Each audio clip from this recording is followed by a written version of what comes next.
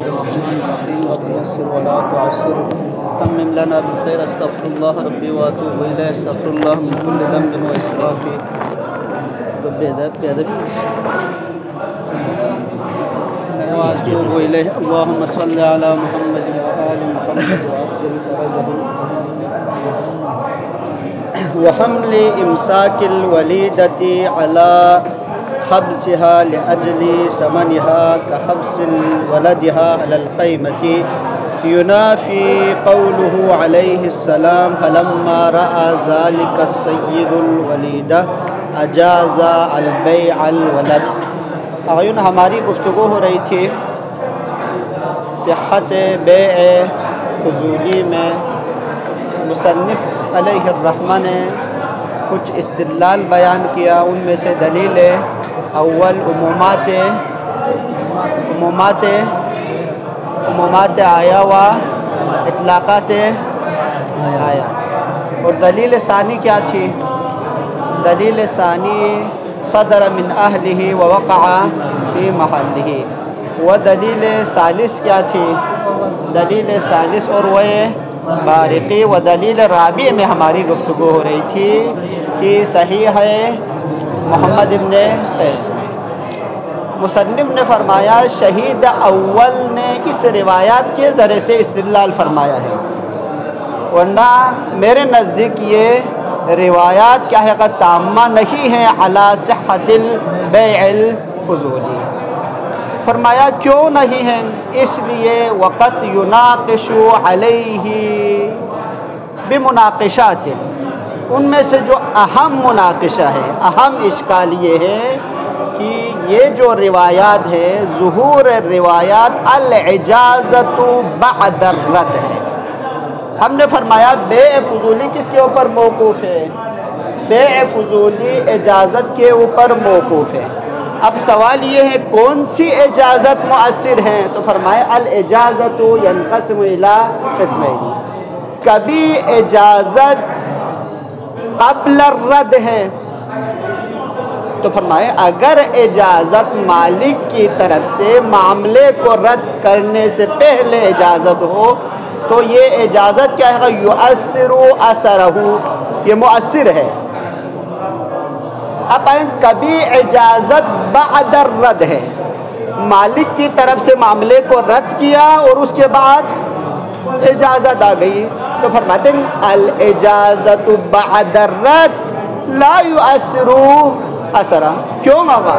کیونکہ علماء اجماع ہے اس بات کے اوپر اگر اجازت بعد الرد ہو تو وہ اجازت مؤثر نہیں ہے. مصنف نے فرمایا ہمارے پاس کچھ ادلہ ہیں، کچھ قرائن ہیں کہ یدل علی ان الاجازت بعد الرد. ان میں سے جو پہلا قرینہ کیا تھا سیدنا؟ المخاصمہ تھا. وہ قرینہ ثانی کیا تھا؟ کہ کیا تھا قبلہ؟ اطلاق حکم امام. قرینہ ثالث کیا تھا؟ مناشدۃ المشتری. وہ قرینہ رابع کیا تھا؟ احسنتم. کہا کہ حبس الولد. امام نے مشتری کو حکم دیا کہ مالک اصلی کا جو بیٹا ہے جس نے معاملہ کیا تھا فضولتاً اس کو قید کر لے. تو یہ قید کرنا کس بات کے اوپر دلیل ہے؟ اس بات کے اوپر دلیل ہے کہ مشتری نے مالک اصلی کے بیٹے کو بعنوان رہینہ رکھا. کس لیے؟ چونکہ انہوں نے بے کو رد کرنے کے بعد اجازت دی. یہاں تک بات واضح ہو گئی. اب آئیں آج کی بحث جو ہے فرماتے ہیں کہ ممکن ہے یہ جو قرینہ رابعہ ہے لا تدل کس بات کے اوپر؟ ان الاجازت بعد الرد کے اوپر دلالت نہیں کرتا ہے. کیوں آقا؟ کیونکہ ممکن ہے مشتری نے مالک اصلی کے بیٹے کو اگر حبس کیا ہے، قید کیا ہے تو لأجل ثمن ہو، قیمت کی خاطر ہو. تو فرماتے ہیں مصنف فرماتے ہیں یہ جو آپ نے فرمایا لأجل الثمن، ہم روایت قرینہ رابی پر کس کے اوپر حمل کر لیں گے؟ لأجل الثمن کے لیے. تو فرماتے ہیں کہ یہ بھی ممکن نہیں ہے. کیوں ممکن نہیں ہے؟ وَهَذَا يُنَافِي قَوْلِ الامام علیہ السلام. اپائن کون سا قول؟ کون سا قول؟ کون سا قول؟ احسنتم. کیوں منافات رکھتا ہے؟ کیوں منافات رکھتا ہے؟ احسنتم. اگر قیمت کے خاطر ہو تو اس کے ولد کو نہیں اٹھاتا. تو فرماتے ہیں یہ رائے امام و قول امام کے ساتھ منافات رکھتا ہے. دقت فرمایا گا. وَحَمْلُ إِمْسَاكِ الْوَلِيدَةِ، امساک ولیدے کو حمل کرنا علی حبسها لأجل ثمنها، ثمن کی خاطر. فرماتے ہیں جیسا کہ حبس ولدها ولد الجاریہ علی القیمت، چونکہ یہ نما ہے. جب کوئی مشتری کیا تھا؟ مشتری حر تھا. جب حر کی نطفہ کسی میں منعقد ہو جائیں تو وہ کیا ہوتا ہے؟ حر ہوتا ہے. تو پس یہ نقصان ہوا کس کے اوپر؟ کس کے لیے نقصان ہوا؟ احسنتم، مالک اصلی کے لیے. تو فرماتے ہیں کہ ینافی، یہ جو حمل ہے منافات رکھتا ہے. قولہ علیہ السلام فلما رأى ذلك السید الولید اجاز بیع الولد کے ساتھ منافات رکھتا ہے. والحاصل ان الظہور الروایتی فی رد البیع اولا مما لا ينکرہ المنصف. مصنف فرماتے ہیں اس میں کوئی شک و شبہ نہیں ہے کہ ظاہر روایات جو ہیں کس میں ہے؟ ظہور روایت کس میں ظہور رکھتا ہے؟ اس میں ظہور رکھتا ہے کہ اجازت کیا ہے گا؟ بعد رد ہے. شخص منصف مزاج اس سے انکار نہیں کر سکتا ہے. فرماتے ان ظہور الروایتی فی رد البیع اولا مما لا ينکرہ المنصف الا، فرماتے ہیں ان الانصاف ان الظہور الروایتی فی ان اصل الاجازت مجدیت فی بیع الفضول مع قطع النظر عن الاجازت الشخصیت فی مورد الروایت غیر قابل للانکار. اب فرماتے ہیں مصنف فرماتے ہیں کہ ابھی جو ظاہر روایات ہے وہ ظاہر روایات مخالفت اجماع ہے.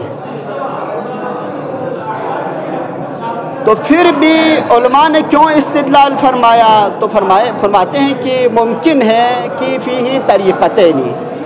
الطریقۃ الاولی، دقت فرمائیں علماء نے اس روایت کے ذریعے سے کیوں استدلال کیا؟ تو فرماتے ہیں فیہ طریقتین. طریقہ اولا کی نفس اجازت کو ہم مد نظر رکھیں گے، چاہے یہ اجازت بعد الرد ہو چاہے قبل رد ہو. آیا بیع فضولی میں ذات اجازت مؤثر ہے یا نہیں ہے؟ تو فرماتے ہیں ذات اجازت کیا ہے گا؟ مؤثر ہے. بخلاف بقطع النظر کس سے آگا؟ ان مورد الشخصیہ، ان مورد الشخصی، قضیت شخصیت سے ہم قضیہ شخصیت سے کیا ہے؟ قطع نظر ذات الاجازت مالک کی طرف سے کیا ہے؟ بیع فضولی میں مؤثر ہے. دقت فرمائے گا. تو آپ آئیں یہ طریقہ اولا ہوا کہ اس روایات کے ذریعے سے ہم نے کیا ہے گا؟ قطع نظر، رد چاہے رد پہلے ہو چاہے رد بعد میں ہو، ذات اجازت مالک کی طرف سے مؤثر ہے. تو اسی بنا پر علماء نے اس روایات کے ذریعے سے کس کے اوپر استدلال فرمایا؟ صحت بیع فضولی کے اوپر. فرماتے ہیں یہ تو مخالف اجماع ہے. امام علیہ السلام معصوم ہوتے ہوئے اجماع کا مخالف کیوں کیا؟ مخالفت کیوں کی؟ تو فرماتے ہیں ہم کیا کر لیں گے آقا؟ تعویل کر لیں گے. کیوں تعویل کر لیں گے؟ اس لیے امام جانتا تھا یہاں پر راوی کیا ہے گا؟ مظلوم ہے. جب راوی مظلوم ہے تو امام علیہ السلام نے اس کے لیے ایک حیلہ و طریقہ شرعیہ سکھایا. تو اس بنا پر ہم اس مورد کیا ہے ظاہر روایت یعنی قضیہ شخصیت سے مد نظر قطع نظر کیا ہے خود ذات اجازت کو ہم مد نظر رکھیں گے. یہ طریقہ اولا. طریقہ ثانی یہ ہے کہ روایات میں مختلف الفاظ وارد ہوا ہے. اگرچہ صدر روایات میں کچھ الفاظ ہیں جو یدلو کس کے اوپر دلالت کرتا ہے اجازت بعد رد ہے، مگر کچھ الفاظ ہیں جو مطلق ہے. ان میں سے مصنف نے بعنوان شاہد 2 فقرے کو بیان فرمایا. ان میں سے فقرہ اول کیا ہے؟ فقرہ اول یہ ہے خذ ابنہ حتی ینفذ لک البیع. تو فرماتے ہیں کہ یہ جو جملہ ہے، یہ جو الفاظ ہے، ہم صدر روایت سے قطع نظر یہ الفاظ مطلق ہے. یعنی مطلق ہو سے مراد کیا ہے؟ مطلق سے مراد یہ ہے مالک اگر اجازت دے دے تو وہ اجازت کیا ہے مؤثر ہے. فقرہ اول مطلق ہے. وہ فقرہ ثانی کیا ہے؟ اجاز لک البیع. اجاز لک البیع، یہ جو اجازہ ہے وہ کس میں ظہور رکھتا ہے؟ اجازت میں ظہور رکھتا ہے.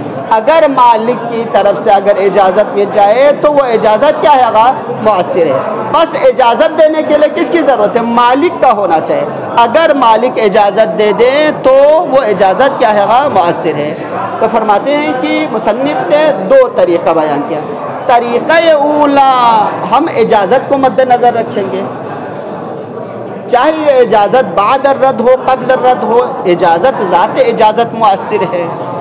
طریقہ ثانی کیا ہے؟ مصنف نے اگرچہ یہ جو مثال طور پر طریقہ اولا میں مشکل ہے. کیوں مشکل ہے؟ یہ مخالف ہے اجماع ہے. مصنف نے کہا کہ ہم اس کو بھی تعویل کر سکتے ہیں. وہ تعویل کیا ہے؟ امام جانتا تھا کہ مشتری کیا ہے مظلوم ہے. طریقہ ثانی کیا ہے؟ طریقہ ثانی سے مراد یہ ہے کہ ہم تمام روایت کو مد نظر نہیں رکھیں گے. روایات میں کچھ فقرہ وارد ہوا ہے، ان فقروں میں سے جو پہلا فقرہ وہ دوسرا فقرہ، ان 2 فقرہ کیا ہے یدل علی مطلق. مطلق ہے. مطلق کس معنی میں؟ کہ مالک کے مال اگر اجازت دے دیں تو وہ اجازت کیا ہے؟ وہ اجازت مؤثر ہیں. دقت فرمائے گا. والحاصل ان الظہور فی رد البیع اولا مما لا ينکرہ المنصف الا ان الانصاف. مصنف الا ان الانصاف، الا انصاف کس بات کی طرف ہے؟ یہ 2 تعویل کی طرف ہے، 2 طریق کی طرف ہے. ان 2 طریقین کے ذریعے سے ہم اس روایات کے ذریعے سے صحت بے کے اوپر استدلال کر سکتا ہے. دقت فرمائے. طریقہ اولا ان الانصاف ان ظہور الروایتی، انصاف جو ہے اس میں ہے کہ ظہور روایات فی ان اصل الاجازتی، ان ذات الاجازتی مجدیت مفید ہے فی بیع الفضولی مع قطع النظری عن الاجازت الشخصیتی. اجازت شخصیت سے قطع نظر فی مورد الروایتی، مورد روایت میں غیر قابل للانکار. غیر قابل للانکار کس کا متعلق ہے؟ اجازت کا کیا ہے؟ اجازت کا منفعت بخش ہونا، اجازت کا مفید ہونا غیر قابل للانکار ہے. فرماتے ہیں اب آئیں تو فلا بد من تعویل ذالک الظہور. ذالک الظہور سے مراد کہ احسنتو، چونکہ یہاں کیا ہے اجازت بعد رد ہے، اس کو ہم نے تعویل کرنا چاہیے. کیوں آگا وجہ تعویل کیا ہے؟ کیوں ہم مجبور ہوا تعویل کی طرف؟ لقیام القرینتی، قرینہ قائم ہے، وہی الاجماع. اجماع قائم ہے کس بات کے اوپر؟ الا ان الاشتراط فی الاجازت ہونا چاہیے. الا ان الاشتراط فی الاجازت بعدم سبق رد. اجماع اس بات کے اوپر قائم ہے اجازت میں شرط کیا ہے؟ اجازت بعد رد ہونا چاہیے. تو پس کیا ہے؟ تو کیا ہے؟ ہم مجبور ہیں تعویل کی طرف. وہ تعویل کیا ہے سیدنا؟ وہ تعویل یہ ہے کہ مجرد اجازت کیا ہے ماں مؤثر ہے فی بیع الفضول. والحاصل ان المناط الاستدلال لو كان نفس قضية الشخصية من جهة اشتمالها على تصحيح بيع الفضول بالإجازة بناء على قاعدة الاشتراك جميع القضايا المتحدة نوعا في حكم الشرعي كان ظهوره في كون الإجازة الشخصية في تلك القضية مسبوقة بالرد مانعا عن الاستدلال بها موجبا للاقتصار على موردها. والحاصل كأنه عبارت قبلی کا خلاصہ ہے. دقت فرمائیں. والحاصل یعنی طریقہ اول میں ہماری گفتگو ہو رہی ہے. طریقہ اول کیا تھا شیخ آصف؟ طریقہ اول کیا تھا؟ طریقہ اول یہ تھا قطع نظر اجازت ذات اجازت بیع فضول. اب دقت فرمائیں. والحاصل بعبارت اخرى بطریق اخرى بیان فرما رہے ہیں. وہ دقت فرمائیں. ایک قاعدہ کلیہ ہے. اگر آپ کوئی حکم شرعی کسی فرد خاص کے لیے ثابت کر لیں تو اس فرد خاص سے یعمم افراد الکلی. کس اعتبار سے؟ باعتبار المیلاق و معیار کی وجہ سے. مثال کے طور پر میں آپ لوگوں کو ایک مثال دیتا ہوں تاکہ یہ عبارت آپ لوگوں کے لیے بالکل واضح ہو جائے. وہ مثال یہ ہے. مولا کہیں اکرم زیدن لکونہ عادلا عالما. اکرام کریں کس کا؟ زید کا. کیوں؟ لکونہ عادلا عادل ہے. اب آئیں. زید کا جو اکرام ہے کس وجہ سے ہے؟ عدالت کی وجہ سے. اب آئیں. اس عدالت یہ عدالت جو ہے یہ عدالت معیار ہے. وہ مناط ہے کس کے لیے؟ مناط ہے کس کے لیے؟ اکرام کے لیے. یہاں تک بات واضح ہو گئی. اب فرماتے اس سے ہم تعمیم دے دیں گے تمام افراد کے لیے جس میں عدالت ہو. یہاں تک بات واضح ہو گئی. اب فرماتے یہی قضیہ یہاں پر لائیں. یہ قضیہ یہاں پر لائیں. وہ قضیہ کیا ہے گا؟ ابھی جو روایات میں مورد شخصیہ یا قضیہ شخصیہ میں کیا ہوا ہے گا؟ قضیہ شخصیہ میں میں اجازت ہے. بیع فضولی میں اجازت ہے. اب فرماتے اس قضیے کو ہم کیا کر لیں گے آگا؟ باقی افراد و مصادیق کے اوپر جاری کر لیں گے. کس اعتبار سے؟ چونکہ باقی افراد میں بھی کیا ہے گا؟ بیع فضولی ہے. فرماتے ہیں قضیہ شخصیہ و مورد خاص میں اجازت مؤثر ہے تو باقی کیا ہے مصادیق میں بھی مؤثر ہے. کیوں آقا؟ کیونکہ باقی مصادیق میں بھی اجازت لاحقہ ہے. یہاں پر بھی اجازت لاحقہ ہے. فرماتے ہیں یہ طریق ممکن نہیں ہے. کیوں ممکن نہیں ہے؟ اس لیے دقت فرمائے گا. ابھی آپ نے فرمایا اکرم زیدا لکونہ عادلا. عدالت کی وجہ سے زید کے اکرام کیا ہوا؟ واجب ہوا. تو بس ہم اس سے کیا ہے گا؟ باقی مصادیق کی طرح ہم تعمیم دے دیں گے اور باقی مصادیق کو بھی اس میں شامل کر لیں گے. جہاں آپ کے لیے عدالت ملا وہاں پر اکرام واجب ہے. یہاں تک بات واضح ہو گئی. فرماتے ہیں شرطہ و شروطہ. اب اس فرد کے ذریعے سے باقی افراد کے اوپر حکم کو جاری کرنے کے لیے شرط اساسی ہے جس فرد کو آپ نے مناط قرار دیا معیار قرار دیا اس فرد میں کوئی مانع نہیں ہونا چاہیے. اگر مانع ہو تو اس فرد کے ذریعے سے آپ حکم کو باقی افراد کے اوپر جاری نہیں کر سکتا ہے. تو اب فرماتے ہیں یہاں پر بھی یہی ہے. اب اس قضیہ شخصیہ میں ایک مانع ہے. وہ مانع کیا ہے گا؟ وہ الاجازت بعد الرد ہے.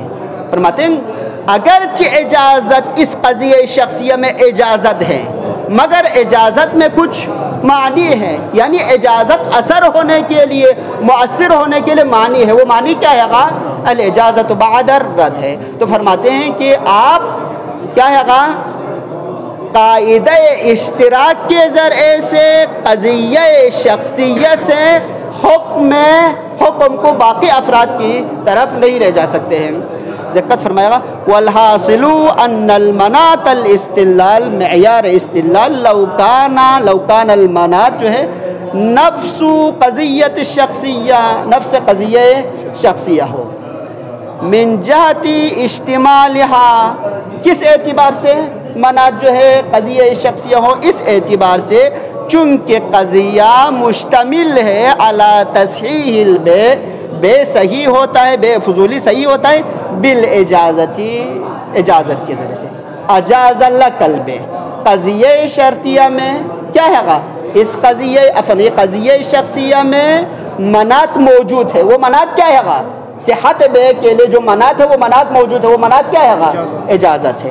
فرماتے ہیں آپ نے یہاں پر کس بنا پر کہا کہ یہاں پر جو ہے اجازت مؤثر ہے اور یہاں قضیہ شخصیہ میں مؤثر ہونا دال ہے کہ باقی افراد میں بھی اجازت مؤثر ہے؟ فرماتے ہیں کہ بناء علی قاعدۃ الاشتراک، قاعدہ اشتراک کی بنا پر۔ ہم نے ایک مثال دی تھی قاعدہ اشتراک کے لیے، جیسا کہ اکرم زیدن لکونہ عادلا کی مثال جمیع القضایا المتحدۃ نوعا فی الحکم کان ظہورها فی کون الاجازت الشخصیۃ فی تلک القضیۃ مسبوقۃ بالردع مانعا عن استدلال بها۔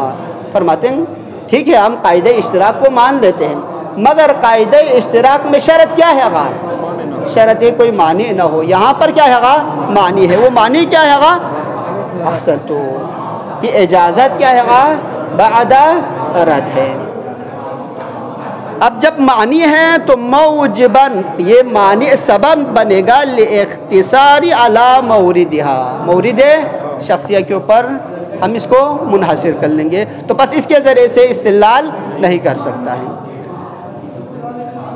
لوجہہ، یہاں تک کافی ہے۔ وصلی اللہ علیہ محمد وآلہ الطاہرین۔